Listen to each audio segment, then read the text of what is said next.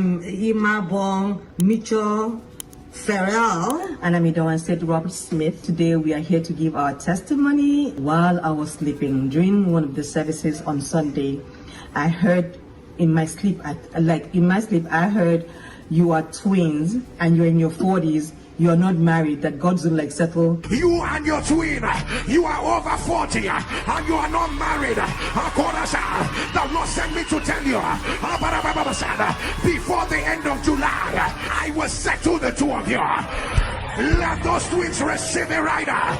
Receive a rider. Receive a rider. And I had to rewind. And then I ran into my sister's room and I went to meet her. Did you hear that? Did you hear that? I was bored. I was like, I didn't care anymore. I was done with men. And we don't go out, we don't socialize and all that. But I heard that prophecy. I knew that prophecy was for us, and even in as much as she was doubting Thomas, but I ran with it. After the prophecy, and I said, okay, let me just try my, the first guy I saw, because I was done with guys. They will make promises and then they don't fulfill. We spoke for like a week. We started chatting on a week, and then she kept asking me, has he given you his number? I said no, and I'm not going to ask him for his number. I met this man online. The thing about us, let's just be honest. When we now met this man, the altar became, we went once in a while. It was a once in a while thing, and Pastor always say, what prayer gives, prayer keeps. And that we didn't do that. We weren't doing that, so it was once in a while thing, sleep off, and and that was just it. So in the month of May, very little minor issue, and that was it, Pastor. It was over. Like so many things we just happened. We had to even call our mom and I said, did anything happen during our birth?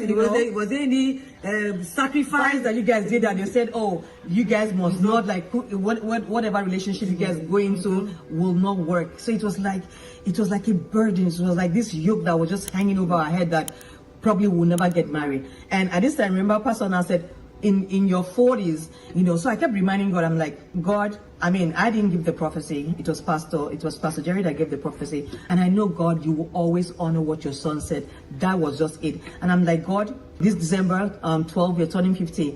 And you said women in their 40s. So if it's in their 40s, it means I still have about 5-6 months.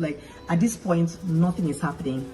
And let me just, hand over to my sister. And then I wrote everything down. We started dancing. Because anytime I send him a message, he doesn't respond. He just says thumbs up, nothing. I was just get so mad. And the next thing, he started sending his pictures. And I was like, does he want the relationship back and all that? And then after maybe a few days, he now said, can we get back together? Pastor, this time around, I was not joking on the altar. His name, I was holding it to my chest. This time around, you are not going anywhere. You're not going anywhere. And then everything was just perfect. The wedding date was set, and then I was planning her wedding. We're just going, and I just was I was just so happy. For some reason, I just didn't know why I was really happy.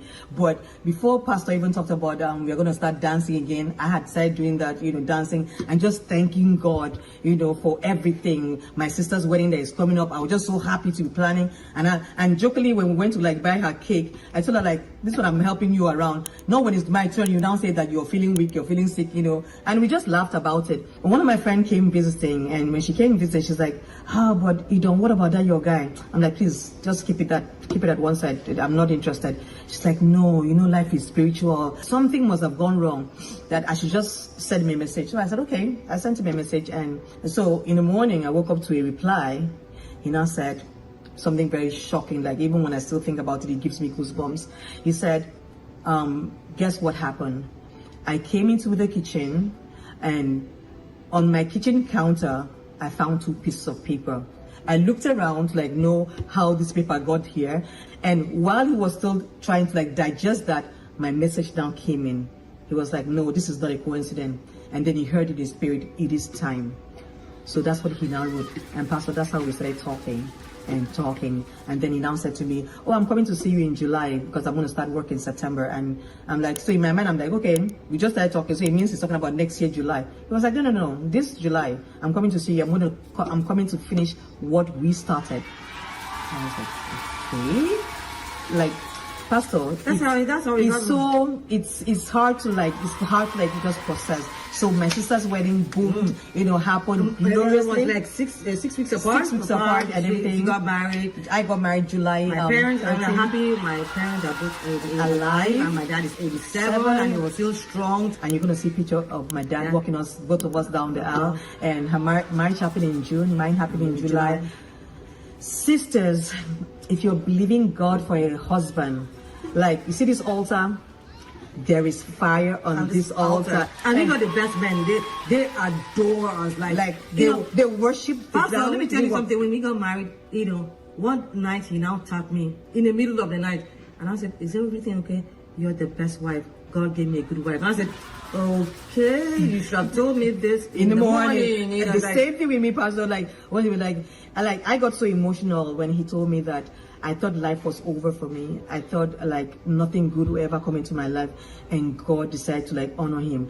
And because of this, my husband that never used to go to church, he said he's going to be committed. He said God has been so merciful towards him that he just has to find his way back to church, back to that gospel. We pray every day. We we just pray and we trust God, and our lives is a living proof that God truly exists. Yeah, he was living better than people are living outside the country. Yeah. What God cannot do does not exist. And then we're going to do our signature dance, because we love dancing. If you go online, you see, they say the twins are always dancing. So yeah, we are going to dance. We're going to dance to having great husbands. We're going to dancing into 50 because we're turning 50 this year.